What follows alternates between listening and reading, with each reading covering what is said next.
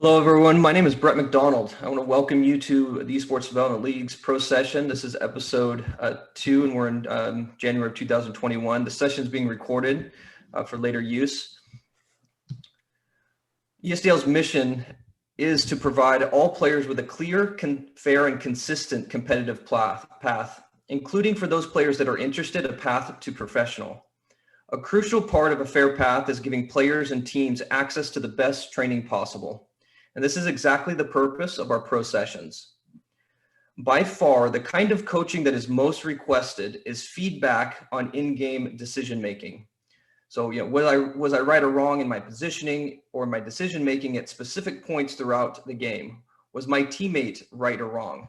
What should I have been doing differently at specific points in the game? In the competitive game, these are the biggest and most important questions, both for individual improvement, but also for team relationships and communication. The difficulty in answering these questions is that in-game decision-making is entirely dependent upon your team's win conditions in that specific game.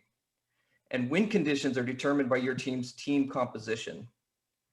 So to provide the best possible training, we have worked with the Immortals general manager and coaching staff to develop a number of pro sessions to teach these concepts in order: developing team comps, deciding and setting win conditions, and then in-game decision-making analysis.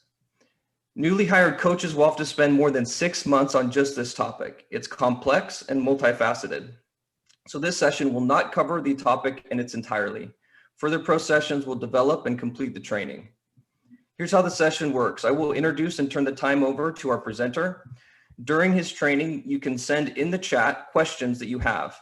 After the presenter is finished, I will take questions that I think are most beneficial and ask them to the presenter for the remainder of our session. We will try to get to as many questions as possible, and any that we don't cover will be reviewed for inclusion in upcoming sessions. With that, I want to introduce today's trainer, Jensen. Jensen's the head academy coach for Immortals, who specializes in a systems-focused coaching style. He has experience coaching in 8 countries across the world, has won several domestic championships, made top 6 at MSI, and top 8 at the 2019 World Championship. Welcome, Jensen. I'm now passing you the presenter so that you can share your screen.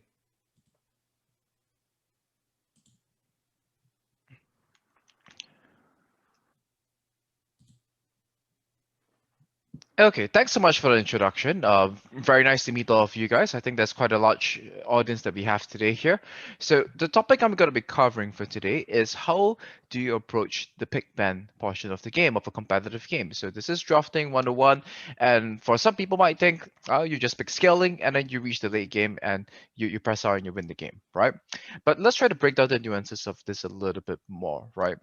And I'm going to start things off by looking at the 2 biggest dynamics that always come into play, right? It's always fun if you're coming in as a coach or you're looking at things as a shoutcaster, and all the time you see on Reddit people going, oh, why didn't they pick this champion in this position? Or why is it that this champion went for this champion in a particular scenario, right? And the biggest debate at the moment is if Nar should be a viable pick in competitive League of Legends at all. And the 2 biggest factors, right, that comes into play over here is always the question of comfort, which is what your players are capable of playing, versus composition. So comfort will usually entail the player's ability to execute combos and the full potential of the champion. So for example, you're playing the likes of an Akali, the likes of a Kled, right? Or maybe say a Yasuo. If a player is comfortable on these champions, he will be able to execute the combos properly and be able to do the full burst combos if there's a proper setup for them accordingly. Whereas if you have a player who's not as comfortable on these champions, you see them with the combos, you see them miss certain key skill shots, and they wouldn't necessarily be able to create the kills or the opportunities as compared to somebody who's comfortable on the champion.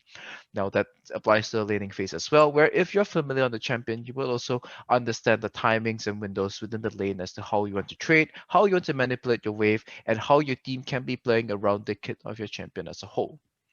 On the side of composition, the argument for composition is that the composition should be the center of your game plan because it's the overall strategy and approach to the game, right? People talked about, I think Alice is a big person who talks about the overall color of the draft.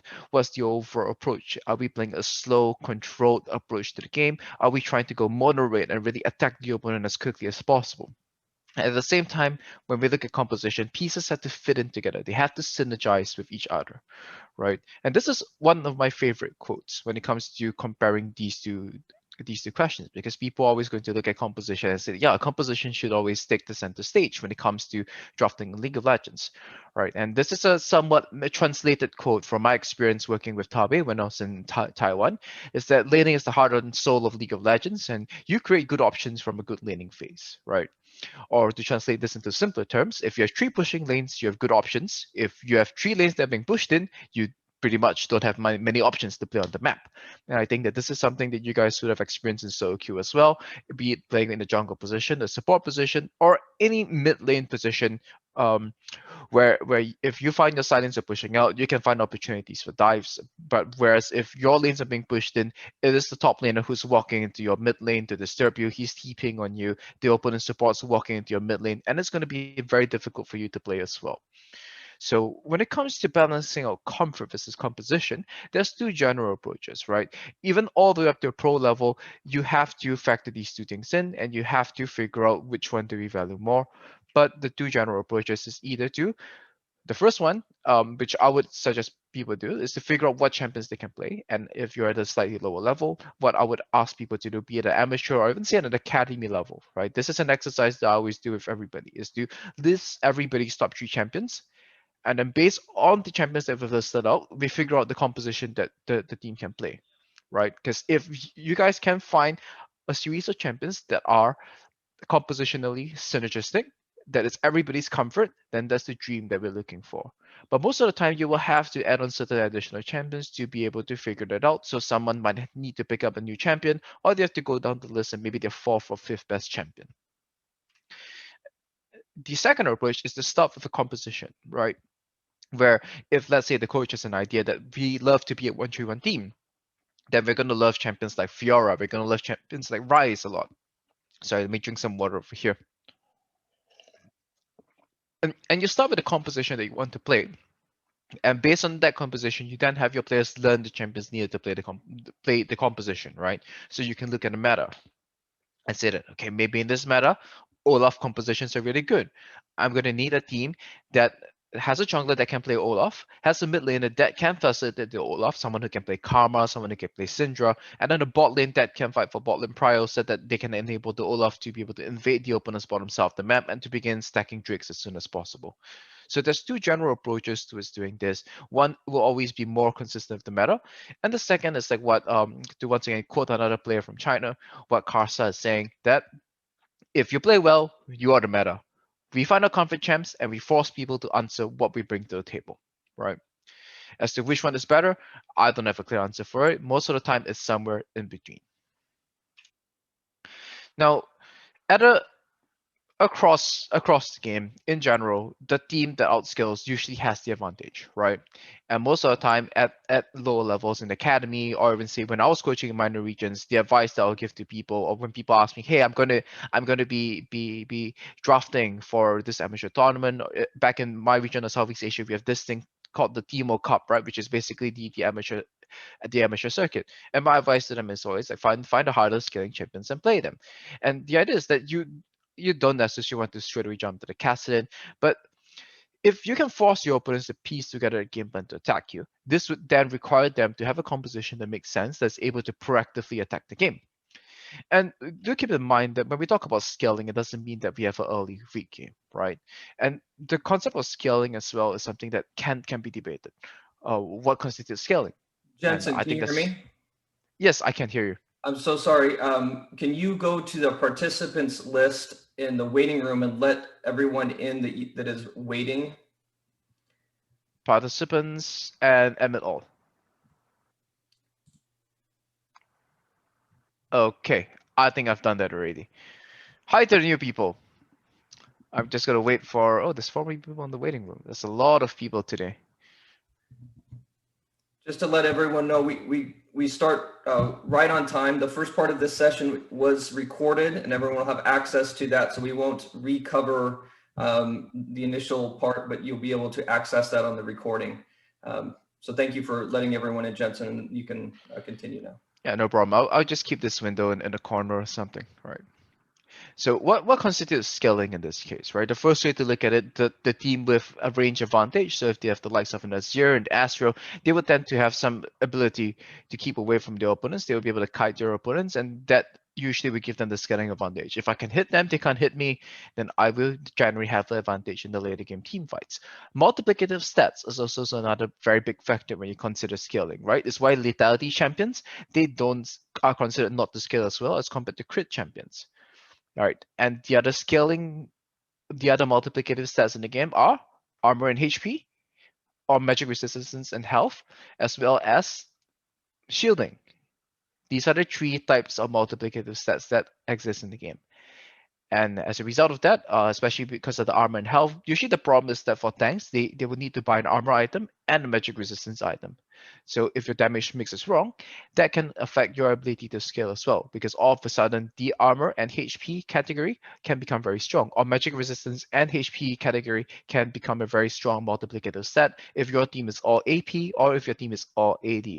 And the last factor that sometimes people don't think about is the split push ability of a team. So the likes of a champion of, say, Camille, Fiora, or say a Tristana that's playing the side lane that is winning on the 1v1, these champions can form some form of scaling pressure as well in the side lane, right? But once again, when drafting, gotta admit more people. But once again, when drafting a scaling composition, the goal is always to have a competent outscales and make sure that your lanes are as stable as possible. So you don't necessarily have to say that, oh, I'm drafting a scaling composition. Note that all of these champions at some point of time, if you're looking at the champions on screen, Ornn has a decent laning phase. Azir has a decent laning phase if you're comfortable with the champion that is. And the same thing with Astra as well, has a decently safe laning phase you can farm. And if you watch the way that the LPL teams play Astro in certain points of time in the meta, they can play this champion in a very aggressive manner as well. So it doesn't mean that you play a scaling composition, it means that your early game will be weak. So let's do a little bit of interactive exercise over here, right? I want the people who are participating and listening to this is to quickly type in chat 1 or 2 as to which composition you guys think outscales. Oops, I gave the answer already, right? But this is the simple one, right? This is a simple one. Number 2 definitely outscales, right? And the question is, how do we decide that number 2 outscales here? Range is a factor, multiplicative stats is a factor, is the big thing here, right? There's a lot of factors to consider in here, but definitely number 2. This one is the easy one, right? And let's look at the next example here. Okay, 1 or 2. Who outscales in this example?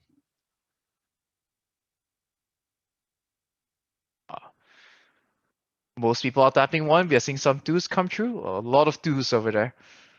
A lot of people are typing 2 now.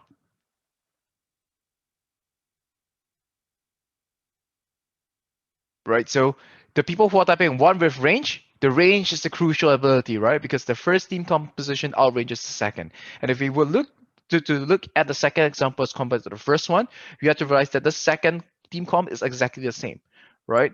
So do note that there's no absolute in terms of scaling. Scaling is always going to be relative as compared to what the opponents are going for. So in this case, if they're going to draft a on Kunjit or Rihanna, you can't always say that I'm just going to draft the same composition all the time, because if your opponents know that you're going to go for such a composition, they can always prepare something to make sure that they outscale you or that they can attack your game plan. And making sure that they have an outscaling composition, despite having a Lee Sin, who some people might consider weaker scaling champions compared to the Kindred, the range advantage of Azir and Ezreal will be crucial in determining that the first composition here is actually the superior scaling composition in this case. And now this actually brings me on to a later point where we talk about why a red side is generally better for scaling compositions, is this lets you see the opponent's full team comp, and then you can pick a key carry that can either outrange or it's got better stats and team fighting as compared to the opponents. Let's look at another example over here. Right, Fiora, Rek'Sai, Syndra, Ezreal, Braum, Sion, Grace, Orianna, Ophidos, Trash. This one's going to be a little bit more tricky to break this down. Who outscales in this case?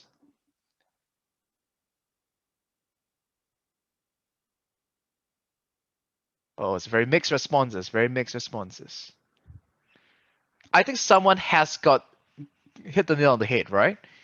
Where the second one will outscale in team fights, but the first one will outscale in split push. So in this scenario, if you want to look at terms in absolute terms of who outskills, is the scaling advantage is different here. Because the Fiora composition will be very strong at playing on this around the Fiora and on the side lane, whereas the Sion Grace Oriental composition will be very strong in terms of setting up objectives, right? But my quick rule of thumb is that in this case, the Fiora composition, as a quick rule of thumb, can be considered to be the one to outskill, because they put the onus on the Sion Grace Oriana Philos trash composition to be the proactive ones to do things and start stacking drakes or take the Baron in this case, right? So the first question we ask is who outskills, and in this case, to determine who has to be the proactive side and who has to be the reactive side, the Fiora team can be argued to be playing the defensive or reactive side, whereas the Sion and Oriana composition would then be considered to be the proactive team. So while you can make an argument that the second team outskills in their own ways with their engage and stuff like that, the first team, in my definition, is the team that outskills. Okay, but it's important to identify the distinction in the types of scaling that can come true over here. Let's look at another example once again. I think there's two more examples to go. Riven, Graves, Lucian, Jinx, Trash, who was a hyper carrying Jinx, Cho'Gath, Jarvan, the Sandra, Aphilos, Nautilus. Who else skills in this one?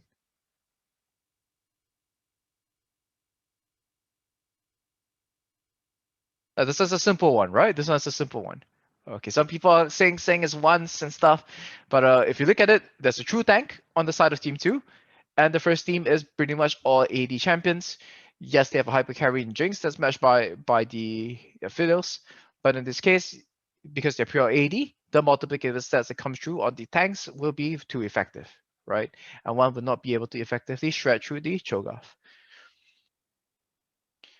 So it's the second team composition that outskills in this case. I believe that this is the last example. Orin, Lee Sin, Oriana, Tristana, Nami against Cho'Gath, Jarvan, Azir, Vayne, Lulu. Who outskills in this case?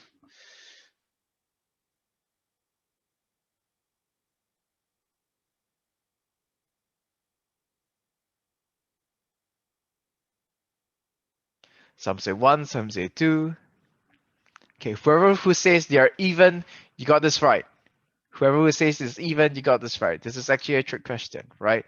The answer is in this case, this scaling can be even, right? Or you can actually make arguments as to why one composition might outskill the other in a very marginal way. But what we are looking for here is significant scaling advantages, right? You can say that Vayne has got true damage. You can say that Tristana has got a range advantage. You can say that Nami on the current patch with the Imperial Mandate is stronger, or it can upgrade items. So you can make arguments either ways, right? But in these type of compositions, the scaling doesn't determine the outcome of the game. It comes down to game execution itself. So let's not forget that drafting is not the be all and all. And even if you go for scaling drafts, the opponent can somewhat match the scaling, and it comes down to your ability to execute in the mid game overall. Okay. I mean, the split push ability for Tristan, split push ability of Vayne can somewhat be matched, but at the end of the day, scaling is in everything, the draft is in everything, and execution is always going to be able to play a part in the game itself. Now, let's go on to the previous point that I made about scaling being better on the red side, right? So if you know that your opponent is going to be a scaling team and they're going to have the red side, how can you possibly play on blue, right? Isn't then reds are just broken in general? Because I can see what the opponent goes for. If they go for Azir, what's good against that? I'm going to go for Kassadin, right? And Kassadin has a superior scaling. Or I can go for Veigar, and Veigar with the superior scaling in this case. So you can't always aim for the scaling draft, but at the very basic level, if you guys are playing at in the amateur scene, just looking at the comfort champions and then trying to piece together a strong scaling composition and then mastering the basics of team fighting, that's going to pay off huge dividends.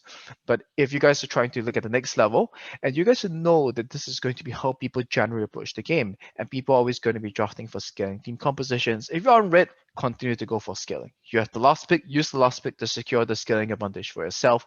But if you are on blue side, this is the difficult question, right? How will you be able to attack the game?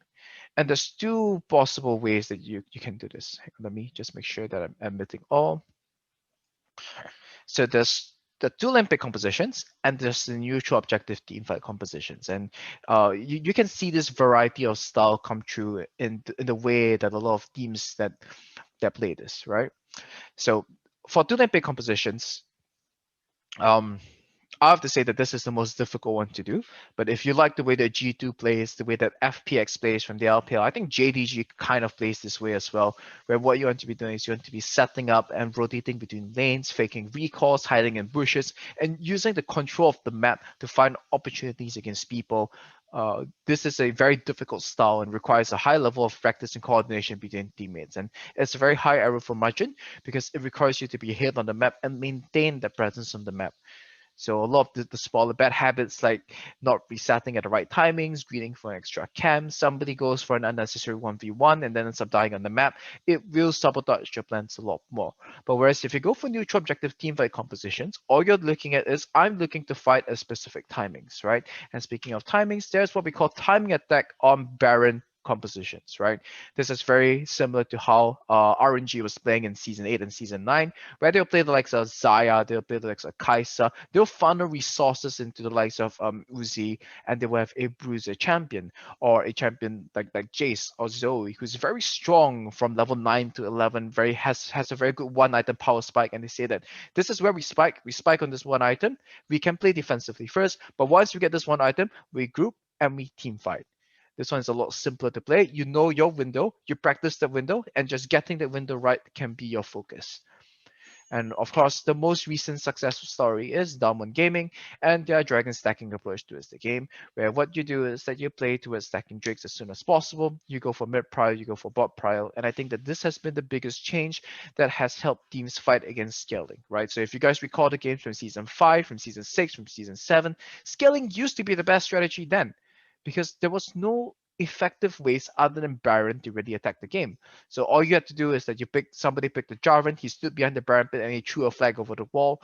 But in the modern game of League of Legends, there is Drake stacking, right? And dragon stacking is it's a little bit of an overstatement to say it's the simplest way to attack the game, but it's definitely a simple enough way to attack the game. You go down there, you threaten Ocean Soul, you threaten an Elder 25 minutes. And all of a sudden, all those scaling compositions, right? You're looking at a zero who needs to complete with 2 items. You're forcing Ocean Soul at 21 minutes. He doesn't have time to finish the second item, right? That Ornn, he needs to get hit level 13. He needs 14 to start upgrading his teammates' items. Oh wait, Ocean Soul spawning at 21 minutes. He doesn't have time to do that once again. So know that the modern change of adding Dragon Soul to the game has allowed a new way for the non-skilling team to attack the game. So do kind of run you guys through, right? So if you guys are interested in running these dragon stacking comps, you're generally looking at a weak side team fighter. So you're looking at the likes of Ornn, you're looking at the likes of something that can contribute to these early fights, right? Something that doesn't have to necessarily spike or do 2 items, something that can spike slightly earlier. You're looking at a jungler that can fast clear, especially in this meta, so they can keep his own experience and level up, and that he can burn down the dragon rather quickly.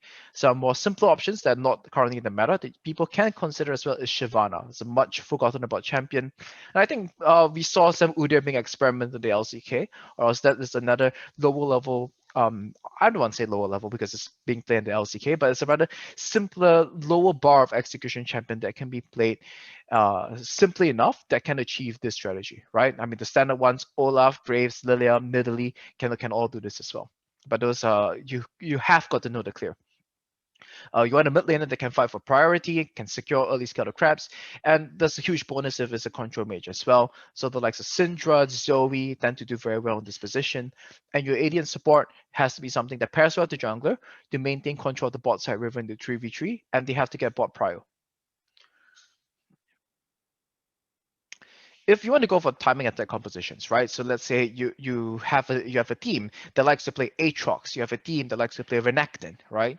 Then this is something that you can go for. You have the likes of Akali as well. Akali is a champion that doesn't really fulfill the previous criteria, where you don't necessarily fight for mid prio, but around one item you're extremely strong. Your top and mid laner is looking for champions that spike in one item. So most assassins fit under this category. Most bruisers fit in this category. Most tanks would fit in this category as well, right? your jungler has to be someone who has got strong setup for a team fight. So if you're going for this option, you can play somebody who's a little bit more sacrificial. This is where your ganking junglers can come into play. Your Lee Sin, or more particularly, Jarvan and Sejuani, champions that are very strong at enabling team fights, and champions that are very synergistic with the rest of the composition. And in this case, the standard champion that people played in this case in the LPL was Kaisa together with this composition. But you can pick any AD carry that is a decent recipient for resource farming.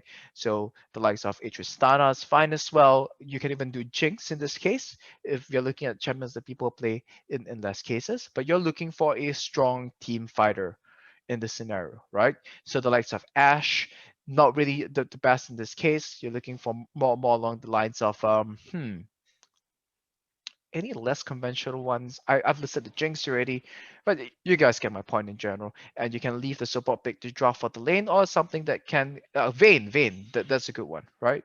Vayne is a strong team fighting AD carry, but I would have to say Vayne is a very LPL kind of favorite kind of of AD carry. Twitch Kog'Maw, great options. Samira, great options, right? Kaisa, definitely the number one option that comes to mind when it comes to executing these compositions, right? So let's talk about the most difficult one. So if you really want to set yourself a challenge here, right? For your side lanes, and you want, and or let's say you're a huge fan of, say, the way that FPX plays or the way that G2 plays, this is how you want to be setting up your draft. You want to be drafting a winning matchup that is not just say and this is where the semantics of winning matchup can be a little bit difficult to deal with, right? But you want champions that can build waves in that particular matchup. So it already requires the player playing that role to have a very strong understanding of the laning concepts so that he's able to build waves, to sync that with his jungle, to execute dives off roams with the mid laner as well. And in this case, you want a jungler who has got a decent burst rotation to be able to execute dives in this case. And you're looking for a mid laner that can get mid prio with the jungler and roam with him. And if they have a mobility spell, it is a good bonus. Assassins fit in this category, but if you're playing the likes of a Syndra or an Orianna that can simply push in the wave and roam, this all works as well, right? And of course, so today I've given you guys a pretty much big overview as the four types of compositions. We kind of touched on the scaling aspects of things, and then we touched on three types of compositions that you guys can try to look for based on the champions that your teammates play to try to piece together a way to attack a scaling team, right? But let's just keep this in mind. Always draft scaling for hit if possible, because that always has the lowest bar of execution. But don't be afraid to adventure into these other types of compositions as well, because learning these other types of compositions will force you to develop your understanding of the game, will force you to have a better understanding of how to be proactive on the map, will teach you concepts of map control as well. But the simplest way to earn wins is always to go for the scanning options because that has the lowest bar of execution generally and forces the opponent to attack you instead. Right. So how to prepare for draft, right? And this is how I would usually have an A4 size of paper, and I'll divide it into 4 quadrants, right? On the top left quadrant, I would write down a grid in which I would fill in the band pick. I will write down the general rules from my band pick. What are the power picks in the meta, and what's the priority of these power picks? On the top right corner, I will write down the last known draft or drafts and the various variants around what my opponents have been drafting based on their blue side or red side. And then I would try to figure out what are the general rules that they play by when they approach the draft, right? If they see a Kai'Sa, do they go for Aphelios? Or if they see Kai'Sa, do they try to play a poke lane and a bot lane instead? And they go for the likes of a Jhin or Misfortune, for example. And this is where I try to figure out what the opponent's trying to do so that would give me a rough idea of how my opponents will be continuing on the draft. At the bottom left-hand corner, this is where I want all my information to be very quickly and readily available for myself. This is where I would look through the OPGGs of the opponent players, or of the opponent's players, and look at what the champion pools are, write it out, and then I will always highlight what is the champions they've been finding a lot of success with in scrims, if you have a scrim history with them, in competitive based on GOL.GG, and anything that they have played a lot in solo queue, they've been practicing recently, or they have a high win rate on. because these would be their biases towards selecting in general. So this will inform my decisions, what I'm going to be betting on 4 or 5 possibly.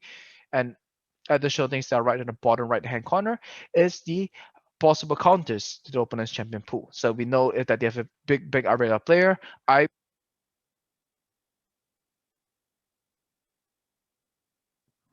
Sorry, I think my microphone cut out over there, right?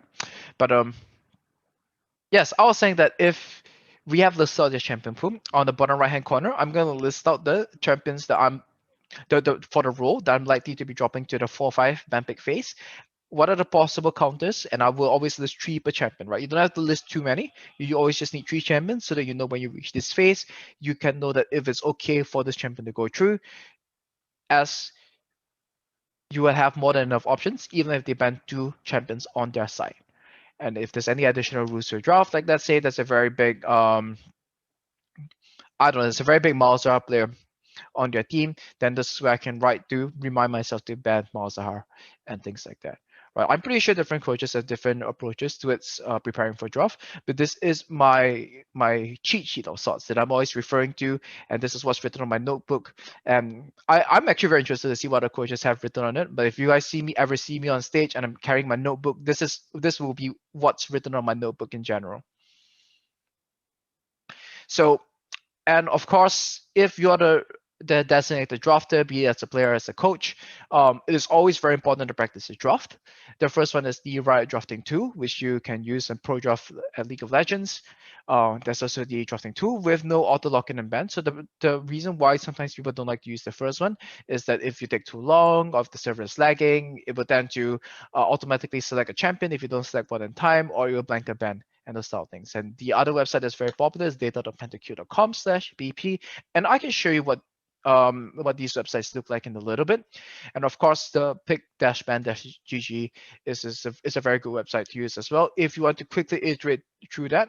But there's no multiplayer for that, so you can't exactly get somebody to practice against you for the one. So you're just talking with a bunch of teammates and figuring that out on the sites, right? So this is what the websites look like.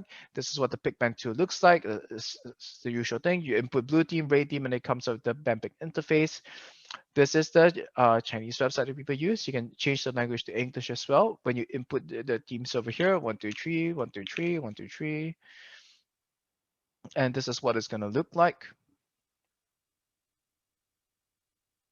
And this is pick-ban, right? Where you can left click, select a champion, right click to remove the champion. And you can use all these tools to prepare your ban pick, iterate through your ban pick, and make sure that you're on point. Because I can guarantee you, when you're down here and the timer is ticking, you're going to feel the pressure, and sometimes mistakes are made. You always want to remove those mistakes as much as possible. Okay. And with that, I've come to the end of my oops, sorry. Shouldn't be sharing that. Hang on, let's press the Zoom call. There we go. There we go. And with that, I've come to the end of my presentation. Oh, sorry, I gotta jump to the last slide. Any questions? Right, and with that, I'll hand the host back to Brett. Where do we do this? You don't need to hand it. I can just unmute. Jensen, can you hear me? Yes, I can. Great. Okay, we're going to take a few questions that were posted. Thank you so much. And as a reminder, this session is being recorded and will be provided to everyone that signed up, and we will also distribute it within the ESDL Discord. So let's just take a few questions.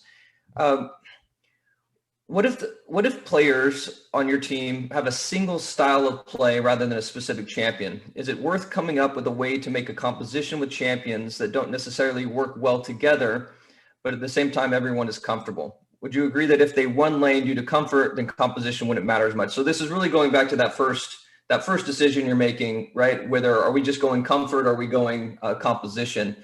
But it's a little nuance, and they're saying they have a style, so they may have a few champions that play maybe one composition, I guess is the question. And is it worth kind of just developing your own? However you want to respond to that, go for it, please. So I think this would differ from coach to coach, right? And I think it's a very difficult call to make at the end of the day. But it's a quick fix. As a quick fix is to always start with the composition, and then you have to look at the other players in the team, right? So one player has a particular style. He wants the team to play around that style. Then what you start to look at is what are the champions that could possibly fit into the style from the other players' champion pools. And if they need to add a new champion, and usually the difficult thing is the issue of time, right? Usually when you form a team, you have 2 weeks to prepare for a tournament, maybe even down to 1 week. So you don't want to be getting them to learn like Riven or something that's complicated for that, right? You always want them to pick up the simpler champion with the simpler matchups to execute. And the interesting thing about League of Legends is that there are classes of champions that have various levels of execution, right? So if I were to look at the bot lane, there's Jhin, there's Ashe, there's Varus. These three champions, they are in a similar class of champions as a whole. And from Jhin is the simplest to execute, followed by Ashe, and then followed by Varus. So I would start by suggesting that they pick up Jhin. If they find the 4 bullets a little bit difficult, then they go with Ashe. Then you want to avoid Varus because Varus's range in lane is a little bit shorter and stuff like that. So it's understanding what's the level of execution in terms of the individual champion, and then trying to fit that in as well. That can be a so-called stopgap solution for this. But some people say go with comfort, and from my perspective, I like to push my players a little bit more. And from the coaching perspective, the coach always has a bias towards composition, so that's natural that I would come to the conclusion. What kind of analytical information do you favor most when planning for pick ban phase? And I think this goes to how are you keeping up with meta changes and integrating that into the team concepts, even within Immortals? Is it purely based on anecdotal, how you guys are watching things, or are you using specific analytics to inform those decisions? I wouldn't say it's purely anecdotal, but rather I would usually draw out a timeline of windows, right? As to when champions are strong and what the shifts to the meta mean for these timings, right? So for those of you guys who see my YouTube content, I think talking about these timing windows is something that I do once in a while. And when the meta shifts, the timing windows will shift. And understanding how these timing windows shift would then inform my decisions as to what could be good or what's probably not as good in this case. And of course, the usual analytics that I use is win rates, what people are playing in solo queue, win rates on op.gg. This is more of like iterating solutions. If like say there's a new champion, like maybe kill is very big in the meta, right? And then we know that opponents are big kill pickers. Then we can start at looking to solutions for counter picks to kill, based on what the win rates are. But that's a secondary concern if my player can't come up with 3 answers to kill in our ban pick meeting. So let's go here. I think the question for many teams is coming into pick ban. Like if you see a team that's going for scaling, would you try and pick counter champs or a comp that is better scaling? And I think this goes to like the overall going into. Should they always go in thinking, having a clear strategy of we are going to try and outscale in this pick ban no matter what, or are we always going for a different kind of team comp? What would you suggest for teams? Our teams in ESDL, for example, they have a week to prepare, right? But they might not have played this team before. They can do research. But in terms of strategy going into a draft, would you say they always come in with one clear strategy and just try and execute on that, or be malleable depending on what the other team is doing? I would have to say this depends on the level that your team is performing at, right? If you guys are comfortable executing the draft already, you guys have a solid understanding of the fundamentals, then feel free to branch out and do more things, expand out of your comfort zone, right? So once again, it's comfort versus composition. If you're branching out towards other things, you're pushing yourself out of your comfort area to be able to fit something compositionally. There's going to be a challenge there. But I think there's a second question over here, which is if the opponents are drafting scaling already, do we try to opt for more scaling, or do we try to attack their scaling options? And the simplest, okay, this is a difficult question to answer, right? Because there are some questions, like if they pick Yuumi, right? If they pick Yuumi and Kassadin, there's very, very few things that I can pick that can outscale that. If they're going to blind pick Yuumi and Kassadin 1-2. But the thing here is that they have blind pick Yuumi and Kassadin on 1-2 on red side. So I should be able to pick something that's able of attacking the game. So this is where you can then figure out, okay, how am I going to be able to attack and dive these champions? But if they're picking something that is somewhat scaling, like they go for Orianna, you can beat that with range. You can go for Xerath. You can go for Azir in these cases. So there's always options to look for better scaling options that do decently in lane against these champions. But do keep in mind that if your opponent really, really wants to force a scaling composition, and they say that we think that you guys are completely incapable of piecing together an attacking game plan, I think this is what the Russian team was doing at Worlds, right? What's the name? Unicorns of Love. They were just blind picking Kassadin. And the other wildcard teams, they couldn't punish them because they didn't know how to piece together an attacking game plan properly. They make some mistakes. Kassadin got a triple kill. Oh, he's halfway there to level 16 already, right? So that's why it's always important for a team to be able to learn at least one of the three options in terms of how you want to attack the game, right? And to go back as to what the three options are, pick it's a two-lane pick composition, it's a timing attack on Baron, or you're looking for a Drake stacking composition. I hope I've kind of answered the question. Yeah, that's great. I don't think that you'll be able to answer this because it's a question about a game I think that happened about an hour ago, G2 against Mad Lions.